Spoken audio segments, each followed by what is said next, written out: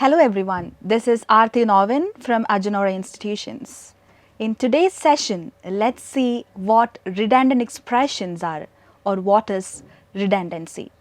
If we go for the dictionary meaning, you can clearly understand redundancy is anything that is excess, superfluous or unnecessary which makes your writing or speaking repetitive. And importantly, redundancy results in grammatical errors.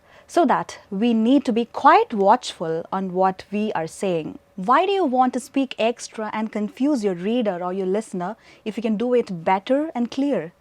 The more you speak or write, the more mistakes you make. Now let's have a look at some of the reasons why we use redundant expressions. Usually we use redundancy sometimes to emphasize something, some ideas or anything which we find significant.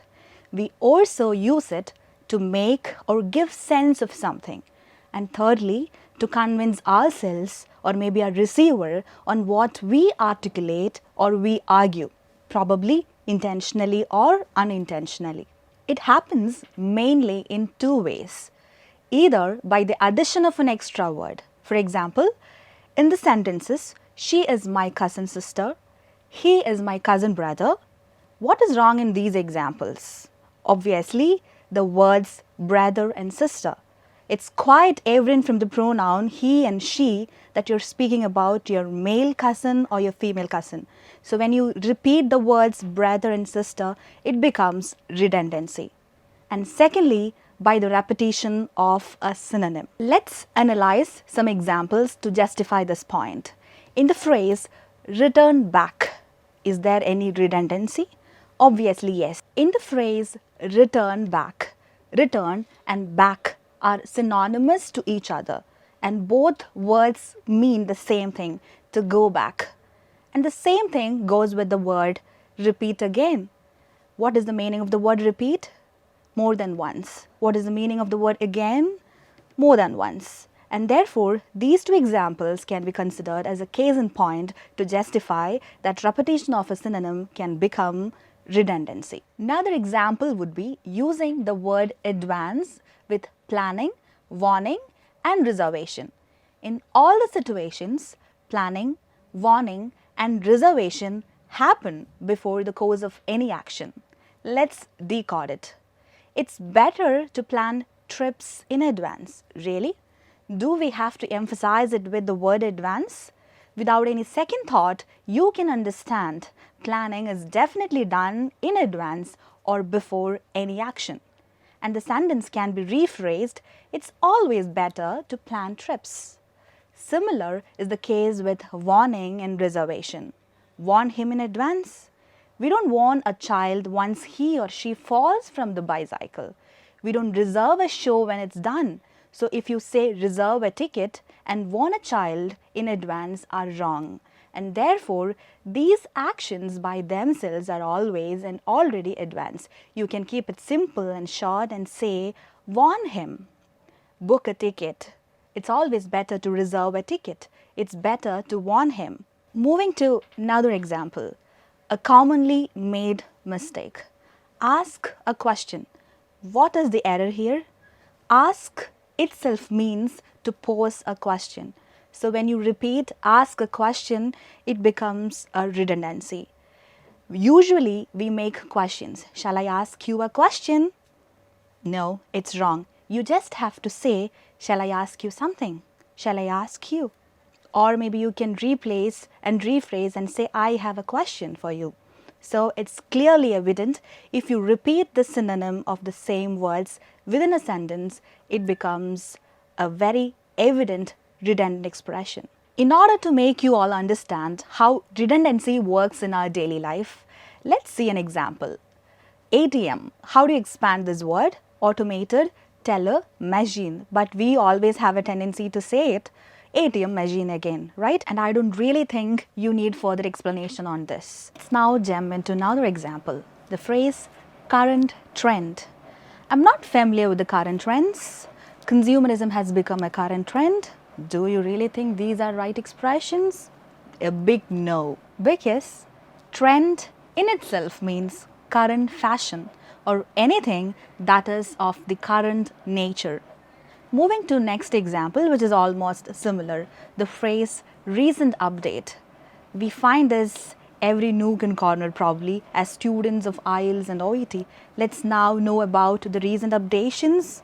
No, again no, because recent means something that is present and updation means something that is up to date.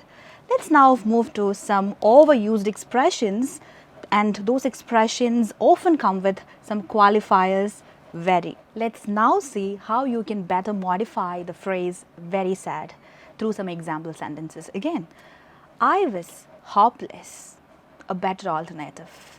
And you can also use the word miserable. When I lost my job, I was in a miserable situation. You can use the word upset. I'm quite upset. She is worried. Again, an alternative, the word worried. But again, there are chances people might use the qualifier very again that we are so used to it. So refrain yourself from saying very glad, very pleased, very upset, because it becomes a redundant expression again. These examples, I believe, help us understand how dynamic language is.